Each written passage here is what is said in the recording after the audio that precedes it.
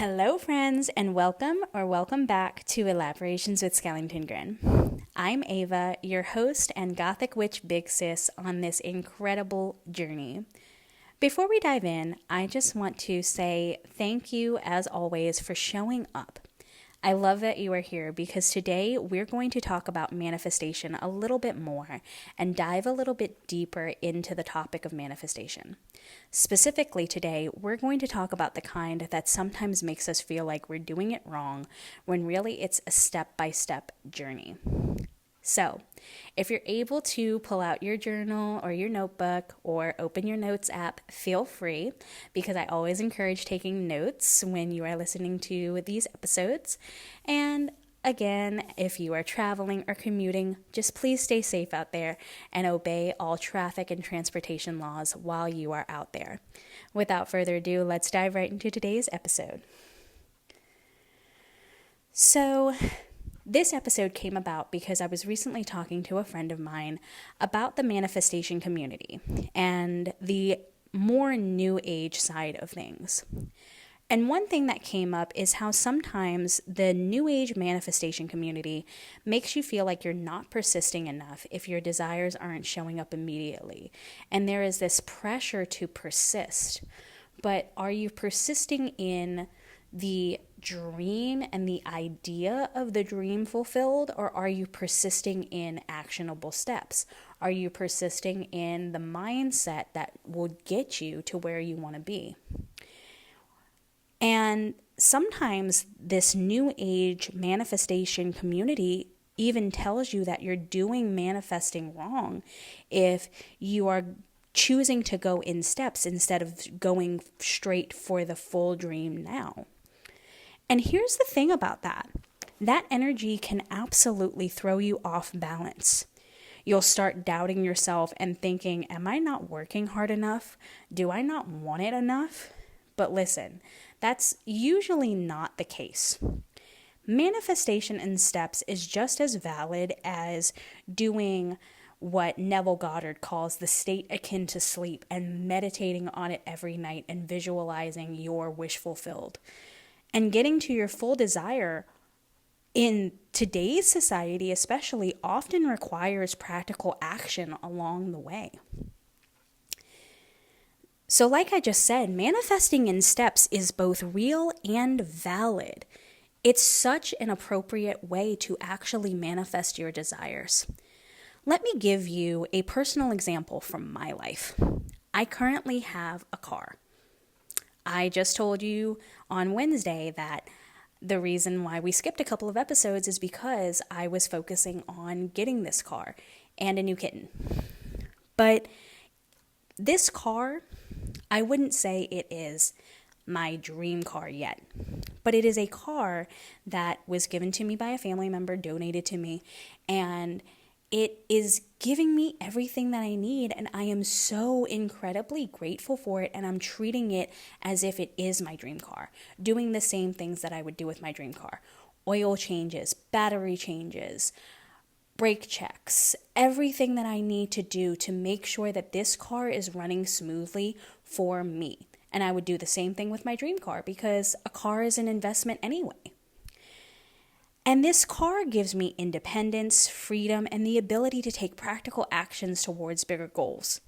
Because of this car, I can get to and from work, buy groceries and cat supplies for my little Thackeray Binks and myself, take him to the vet, see friends and take care of myself, and do so many other things. This car may not be the full manifestation of my dream life yet, but it sets the stage for bigger manifestations later on down the road. And the biggest thing that nobody tells you about manifesting in steps is that it can give you leverage. And this car gives me leverage. And the same goes for any desire that you may have. A step along the way isn't less than the desire. It is often part of the process. But we tend to forget about that when we are listening to all of this new age manifestation stuff because it tells us to go for the goal, but we wind up shooting for the moon and then getting mad that we're landing among the stars. Sometimes Shooting for the moon means you land among the stars first. And stars are cool. And yeah, I just threw in a little space reference there, but you get the message. Sometimes manifestation isn't about insisting on the full picture from the jump. Sometimes it is about aligning with what is possible right now so that you can take practical action towards your dreams. And here is another thing that we encounter in this new age manifestation world. Knowledge versus practical application, and a lot of preaching versus practicing. And I've seen it before, and I've even done it before, so I'm calling myself out on my previous actions just as much as I'm calling other people out on this. But you can read Neville Goddard, Joseph Murphy, Dr. Joe Dispenza, Eckhart Tolle, or anyone else. But reading alone doesn't manifest results. Reading alone doesn't get you the results that you need. Just as much as you can learn from a textbook when you're in school. That doesn't always mean that you have wisdom and experience if you're not applying the knowledge. Knowledge is just the seed, but wisdom often comes from practical application. So here's my biggest advice to you. If you're watching manifestation content, if you're listening to manifestation content, or even if you're tuning into this podcast, you've got to take what resonates for you. Take what resonates, test it in your life, pivot when needed, and honor your step-by-step journey. Because sometimes your manifestation looks different than the ideal version that you have been fed. And that is okay. Manifestation is a work in progress, and it is still working for you. You are always manifesting, whether you notice it or not. And we'll talk about that in a later episode about manifestation. But you're always manifesting.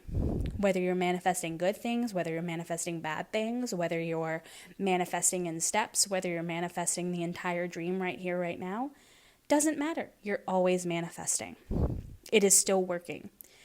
And whether or not you realize it, you're still moving toward your goals when you are taking practical action steps. You're just doing it your way in your own time, and you are doing it sometimes in a way that aligns with your current season. And that is more than okay. So if you're feeling frustrated because your manifestation isn't full blown yet, remember this: you're not failing. You're not lazy. You're not doing it wrong. And if you're trying to assess yourself based on what other people are going to think, I want you to take a step back from that. Just like we said on Wednesday, sometimes that inner critic is not necessarily ourselves. Sometimes it's the voice of the people around us that we have taken into ourselves, and that has become the voice of our inner critic. But you're not doing anything wrong. You're just in a phase of aligning with steps that make sense for you and your life in this moment. And even practical action, every small manifestation along the way is a part of the bigger picture.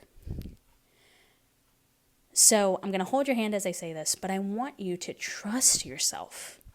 Apply what you've learned, and don't let anyone else's voice, whether it is a teacher, a guru, or even a friend in the community, make you doubt your path. Because at the end of the day, your path is yours and yours alone, and only you can walk it. People can walk side by side with you. They can sit with you in the storm. They can give you advice. They can give you suggestions. But at the end of the day, it is your path to greatness, and you are the creator of your own reality. Not the guy that you watched on YouTube, not your boyfriend, not your mama, not your daddy. You are the creator of your own reality.